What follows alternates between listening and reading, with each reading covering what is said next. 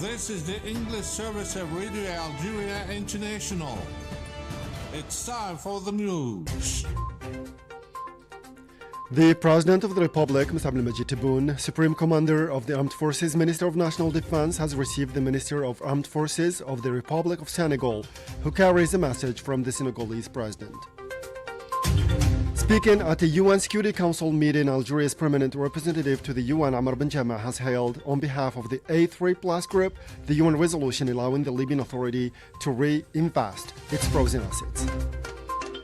And the World Health Organization, WHO, has announced that at least $10 billion will be needed to rebuild the health system in Gaza under a savage Zionist aggression over the next few years.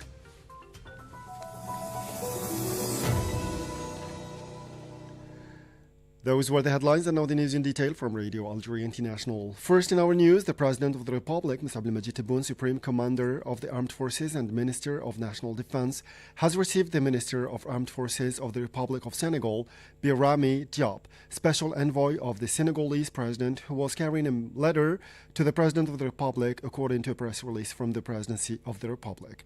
The meeting took place in the presence of the Director of Cabinet at the Presidency of the Republic, Boualem.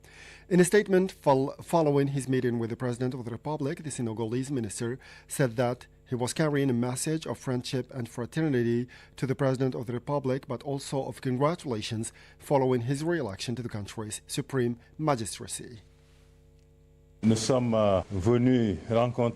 We came here to meet the Algerian President of the Republic, Abdelmadjid Tebboune, carrying a message from His Excellency, the President of Senegal, Bassirou Faye, a message of friendship, fraternity, and congratulations on the re-election of the President of the Republic. We reviewed the relations between Algeria and Senegal, which are of very good quality. We also agreed on the need to improve and diversify this already satisfactory relation and extend it to the hydrocarbon sector. And the same official said that Algeria and Senegal share a historic relation and envisage to improve it and enhance it in the future. Let's listen to him again. Algeria and Senegal are two countries that attach great importance to international solidarity and African integration, and have decided to work together to enable all African institutions to support the states in achieving their objectives, with well-trained personnel whose knowledge and vision are essential. Senegal and Algeria agreed to train these institutions to support their states in achieving their objectives. Now, the Minister of State, Minister of Foreign Affairs, the National Community Abroad and African Affairs, Ahmed Attaf, has received the State Secretary at the Ministry of Foreign Affairs and European Affairs of the Republic of Slovenia, Marko Stucin, at the headquarters of his ministerial department. He was visiting Algeria as part of a third session of political consultations between the two countries. The meeting provided an opportunity to review the progress made in strengthening the Algerian-Slovenian partnership and to examine a number of current regional and international issues, including the ceasefire agreement in the Gaza Strip, the statement added. The Secretary General of the Ministry of Foreign Affairs, the National Community Abroad and African Affairs, Lounes Magraman, has co-chaired in Algiers the third session of the Algerian-Slovenian political consultations with his Slovenian counterpart Marko Stucin, Secretary of State for European and Political Affairs, International Law and Safeguarding Interests, according to a ministry press release. This meeting, which is part of the consolidation of bilateral political dialogue, provided an opportunity to renew or to review the state of relations between the two countries and ways of strengthening them in various areas of cooperation, including energy, mining, the pharmaceutical industry, higher education, scientific research, artificial intelligence, and space technologies, as part of the continued implementation of the joint declaration signed on August 30th, 2024 in Ljubljana by the foreign ministers of the two countries. The Minister of Health, Abdelhak Saihi, has been received in Praia by the President of the Republic of Cape Verde, José Maria Neves, as part of the official visit he's making A special envoy of the President of the Republic, Mr. Abdelmajid Tebboune, said a statement from the ministry. On this occasion, Abdelhak Saihi handed over a handwritten letter from the President of the Republic, Abdelmajid Tebboune, to the President of the Republic of Cape Verde while conveying to him his distinguished fraternal greetings. Abdelhak Saihi also expressed Algeria's desire to strengthen the strategic partnership between the two countries to the President of Cape Verde. And in his capacity as special envoy of the President of the Republic, Mr. Abdelmajid Tebboune, the Minister of War, Veterans and Rights Holders, L'Eid Rabiga, has been received by the President of the Republic of Mozambique, Daniel Francisco Chapo, according to a press release issued by the ministry. During this meeting, the War Veterans Minister handed over a letter from the President of the Republic to his brother, the President of the Republic of Mozambique. On this occasion, the President of the Republic of Mozambique expressed his deep gratitude to the President of the Republic for sending a representative to attend his swearing-in ceremony, which took place on Wednesday, underlining that this gesture reflects the quality of the historic relations linking the two countries and peoples. Speaking at the UN Security Council meeting, Algeria's permanent representative to the UN, Ammar Benjama, has hailed, on behalf of the A3+ group, the UN resolution allowing the Libyan Authority to reinvest its frozen assets. During the meeting, Mr. Benjama expressed the A3+ group concern over the continuous erosion of Libya's assets due to the mismanagement by a number of international financial institutions. Let's listen to Mr. Benjama. The A3+ welcomes the Council's first ever decision, the first ever decision to finally allow the Libyan Investment Authority to reinvest its frozen assets in order to preserve their value for the benefit of the Libyan people at a later stage. In this regard, the A3+ is deeply concerned about the continuous erosion of Libya's frozen assets due to misuse or mismanagement by certain international financial institutions. These financial institutions should be held accountable, and the people of Libya should benefit from full reparation and compensation for such violation. Algeria, which holds the presidency of the Security Council for the month of January, has reiterated its call on Ukraine and Russia to show calm and restraint and to move towards a de-escalation of tensions, inviting them to guarantee as a priority the security of the civilian populations. Algeria's permanent representative to the United Nations, Ammar Benjama, told a meeting devoted to maintaining peace and security in Ukraine that Algeria reiterated her call on the parties to issue or to participate in dialogue and negotiations with a view to putting an end to this war. And the ceasefire agreement reached by the Palestinian resistance movement Hamas and the Zionist entity continues to arouse reactions from countries and organizations that welcome the conclusion of this agreement in the hope of its implementation and a stabilization of the situation in the region. In Algeria, the president of the National People's Assembly welcomed the agreement as a first step towards ending the suffering of the brotherly Palestinian people. Let's listen to Mr. Boughali. I would like to seize the opportunity to welcome the ceasefire in the Gaza Strip reached, and which we consider a first step towards ending the suffering of the brotherly Palestinian people and a glimpse of hope to achieving stability in the region.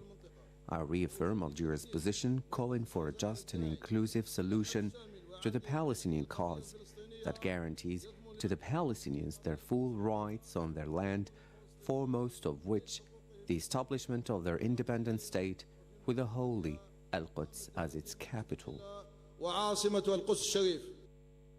That was the Speaker of the National People's Assembly, Ibrahim Boughali.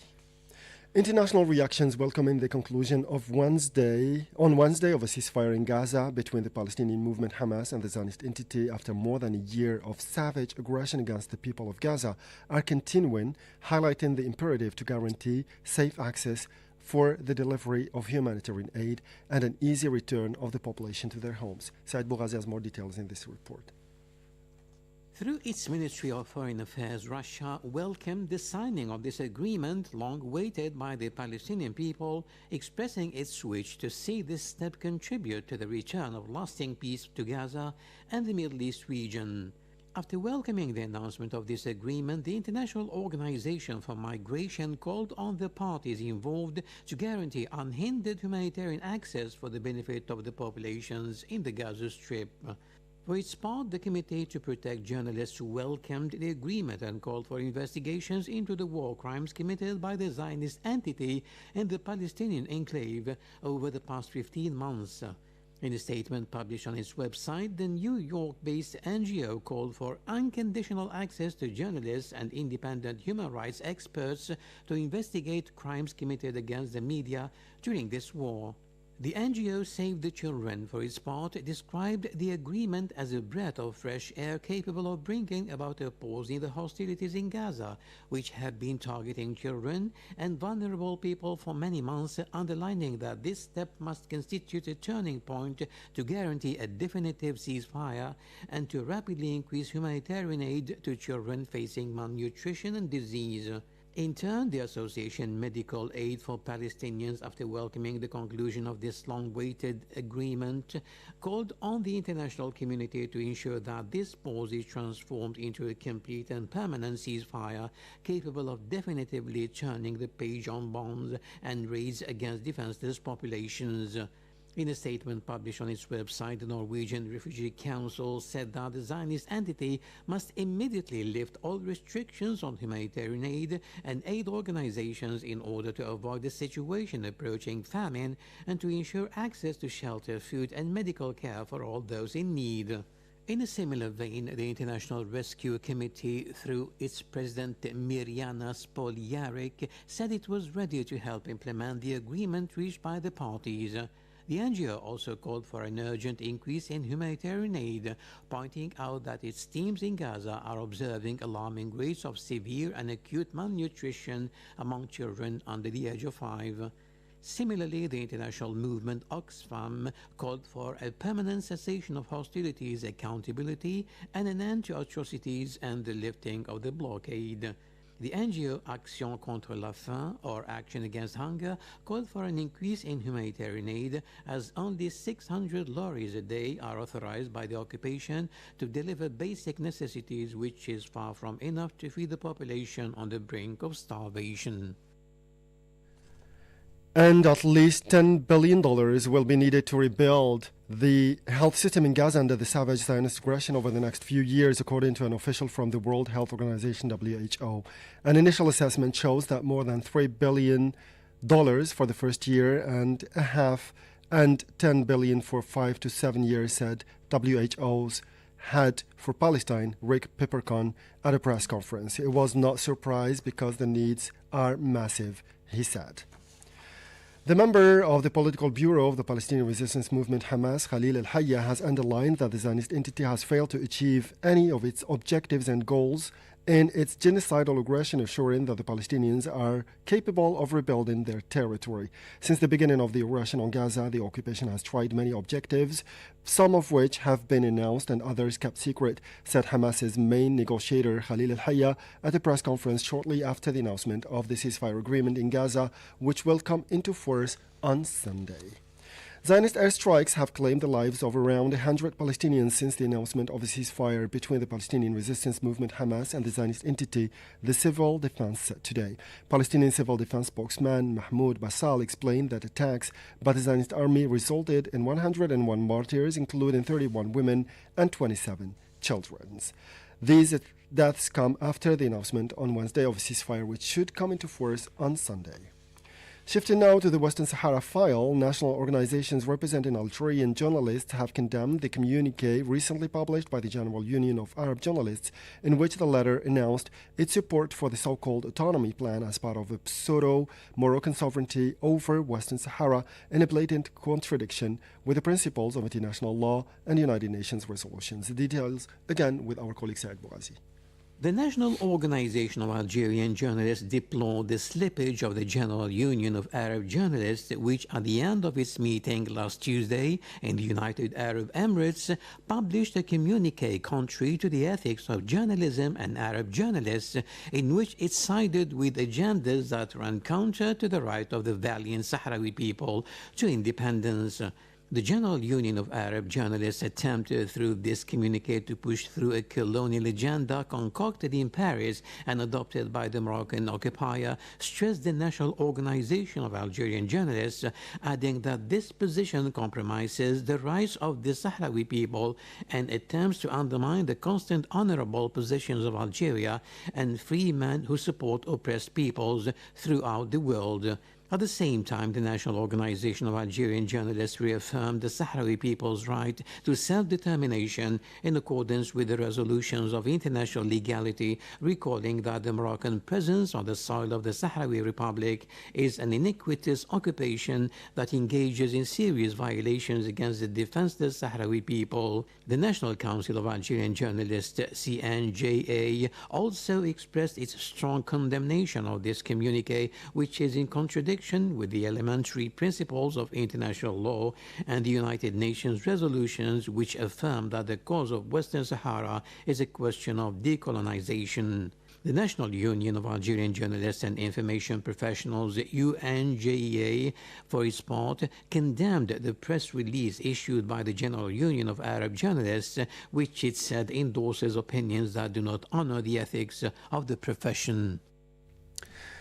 And still with the Western Sahara file, a conference on the unfinished colonization of Western Sahara will soon be held in Spain, reported the Iberian daily, the Independiente. According to the newspaper, the conference scheduled for mid-October will be organized as part of a series of official events to be held throughout the year in Spain. With this, we come to the end of this news bulletin for today. Time now for our weekly program. A program on Islam in Africa, compiled and presented by my colleague Jamal Silmani. As for me, I'll meet you again tomorrow for a fresh edition of our news bulletin in English. Until then, stay tuned to Radio Algeria International, and bye-bye for now.